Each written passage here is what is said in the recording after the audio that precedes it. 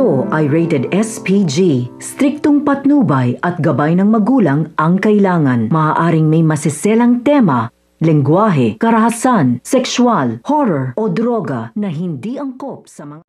Pinaghahandaan na nga ni Emma ang kanyang muling paghihiganti dito nga kay Olive.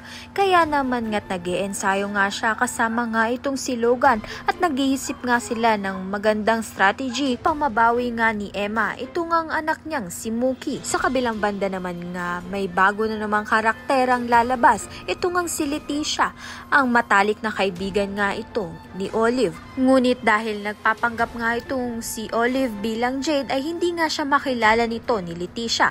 Ngunit kalaunan nga'y makikilala nga ni Leticia ang tunay na pagkatao nga nito ni Jade na ito nga palang si Olive.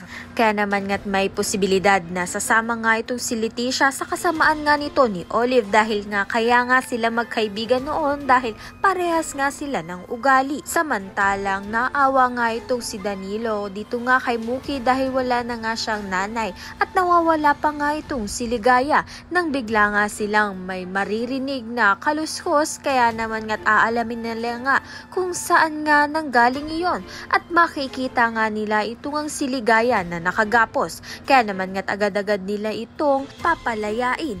Samantalang ito ngang si Olive na napapanggap bilang Jade ay ipinapahanap na nga itong si Emma upang tuluyan na nga niya ito.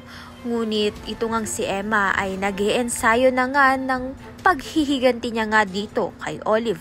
Kaya naman nga tayan at iba pa ang dapat nating pakaabangan. Maraming salamat sa iyong panonood.